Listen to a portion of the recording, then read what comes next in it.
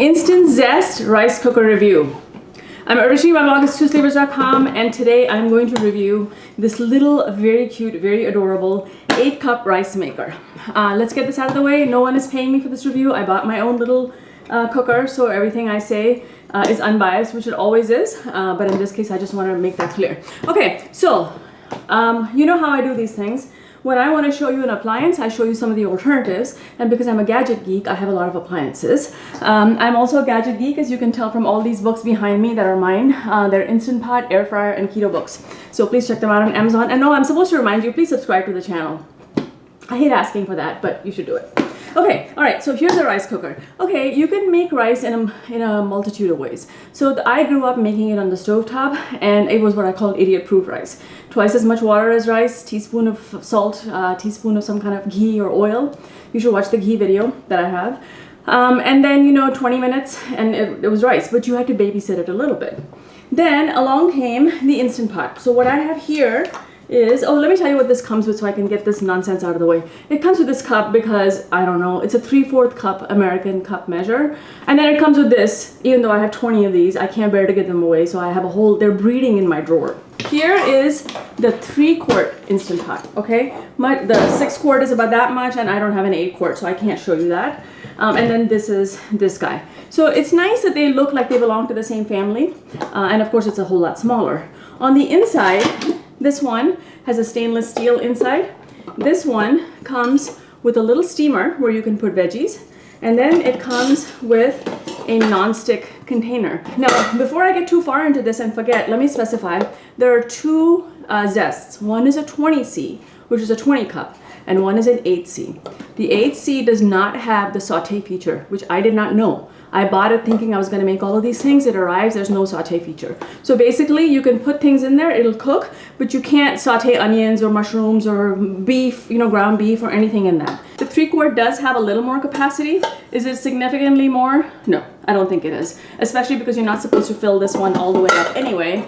So capacity-wise, I think they'll make the same. Okay, so this one, when I bought it, was $30. This one, is 60, 70, depending on what's going on. This is a 3-quart Ultra.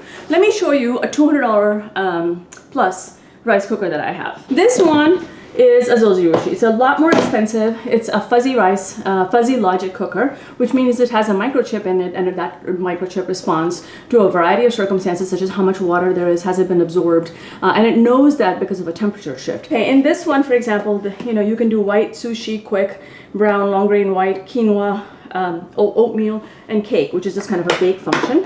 It's adorable. I have the smaller one, and it's about the same size. So the biggest difference you're going to notice is on the inside of this very nice pot, you see it has markings for sushi, brown rice, white rice, long grain white, steel cut oatmeals, quinoa, and white rice. So what this is basically telling you is for every 1 cup, this cup of rice, long grain white that you put in, that's how much water you need to put. So a person can look at this and know how much is going to go in. You are not going to get that feature in your much less expensive, but really, honestly, very effective, inexpensive Instant Zest. Okay. Yes, it has markings for, I probably shouldn't have put it in the dishwasher, but I mean, I'm normal. I'm sure you're going to put yours in the dishwasher. When it comes out of the dishwasher, this is what it's going to look like, just so that we're all clear. It has markings for water and cups, but it doesn't tell you different amounts for different types of rice. When I did white rice, it got done in 22 minutes, and I did a wild rice mixture, and that got done, I would say, in about 30-ish minutes. So it works really, really fast. Okay, so I wish that they had done this. I wish that Instant Zest had done this, because I know it's a lot less expensive, but I can't imagine it was that much more to put these markings on. Let me show you the features. As I said, it comes with this, and let me plug this in. It's a decent sized cord, so you won't trip on it, but you won't be, scrunched up in a little corner like some of the little short cords. Okay, so this has a brown rice feature, a white rice feature, steam, oatmeal, and quinoa. Okay, and it has a keep warm and a delay feature. The keep warm feature kicks in automatically. It's super helpful. I actually made white rice in it, and I let it sit there for 4 hours to see how it would do, and the rice was still perfect afterwards. Okay, so here are the various features you have. Now here is something you need to understand if you're going to get this thing. 2 implications. The first thing is that you need to be somewhat willing to experiment until you get it right. it came with the manual, but let's be honest, one, the manual was not accurate, and two, who knows where my manual is? I got this a week and a half ago. I have no idea where the manual is, and this is going to happen to you. The other Fuzzy Logic cooker, because of the markings, I don't need to keep the manual. In the Instant Pot, I do need to know how many cups of water and rice. And actually, I have a presentation that I'm going to provide a link to in the description. You can download that. And I have a video on different types of rice and how to get perfect rice in the pressure cooker. So you should watch that one. With this, you're not going to know. You have a couple of choices. You can either experiment or you can wait until someone puts out a good cookbook. The one that's out there on Amazon, there was one, I looked at it. I'm telling you, looking at the recipes, it wasn't gonna work. It had the same time for white rice as brown rice, a wild rice blend. And I just looked at that and I knew it wasn't gonna work. Here's what I did. I did 3 types of rice. I did long grain basmati rice, which is the best rice in the whole world, people, not that I'm biased. And then I did a jasmine rice, and then I did a wild rice blend. So here's what happened. In this closed environment, water is not going to evaporate. So on the stove top, where you might need 2 cups of water for 1 cup of long grain rice, in this you need a lot less. Well, the manual suggested a cup and a fourth or a cup and a half, I can't remember. And so I did that for the long grain white rice. Well, I should have known better, because here's the fallacy. Assuming that long grain basmati is going to cook at the same speed and with the same amount of water needing to penetrate as jasmine rice or arborio rice or sushi rice is a fallacy. It's not going to work that way, no matter what appliance you use, okay? So what happened was my long grain basmati rice was dry and it did not cook well. Now, is it a problem? No, I just know that the next time I do it, I'm going to have to put in a little bit more water. Okay, the jasmine rice, on the other hand, cooked up perfectly. Let me show you. You know, I need a bigger counter. Someone needs to talk to my husband about this, because we've been talking about redoing this, and he's just got 16 other projects. I don't know if you can see this. This jasmine rice, to me, cooked up perfectly. This one also, I let it sit in there for 2 hours. Not a problem, okay? Then I made this wild rice blend, which is wild rice, wild rice, brown rice, and red Rouhani rice. Okay, this one, there were no instructions, because this tells you can't cook multigrain. Okay, I don't believe that. Why can't you cook multigrain? It's just a matter of getting the water and the proportions right and the timing right. So what I did was I looked at the side of the package. The side of the package said, make this with 1 3/4 cups of water. And I know, because it's got brown rice, it needs the brown rice cycle, okay? So I put 1 3/4 cups of water in there and I cooked it on the brown rice cycle. Not a problem. One problem. The rice cooked, but it was too sticky.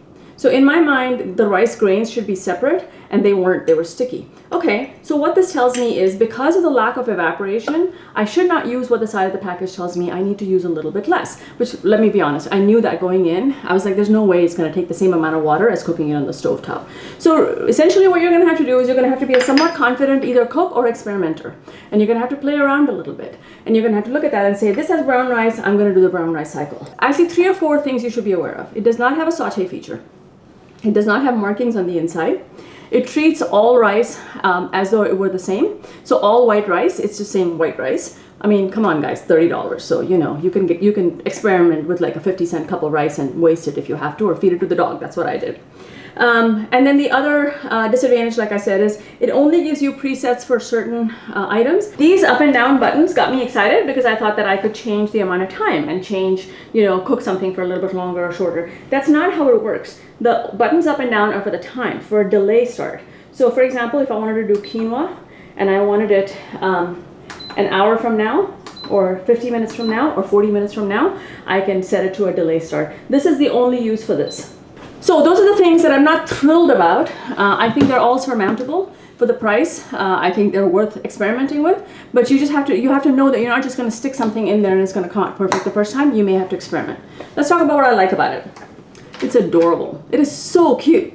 It's perfect, and even though I have a 3-quart and an 8-quart, it's kind of nice sometimes when I'm using the 3-quart to just have rice be made in this and just sit there and not take up an appliance. I love this little feature, the thing. It prevents you from, you can pick this up and move it around, which is super handy. It prevents you from accidentally popping the lid open. On the inside, this thing is super easy to clean. It's non-stick, it works really well. And this top, mine is a little bit, got water stains on it. This thing just fell off. This thing falls off, y'all. Okay, this is a steam collector, so it's just gonna pop right back in there. But this plate, actually, this plate comes off, which I really like. and it's got a little gasket in the back. I'm not going to take it off right now because I probably won't be able to put it back because I'm a klutz. But this helps with the seal and this helps with cleaning it. It's super easy to clean. It makes good rice. If you get the proportions of water right and you know what program to hit, it makes great rice. Is it worth the price? I personally think it is. If you're debating between this and an Instant Pot, however, buy the Instant Pot, because the Instant Pot is going to do 20 times as many things as this will. If you're just looking for a rice cooker and debating between, do you really need a $200 rice cooker? I love mine, but that's only because I'm a gadget geek.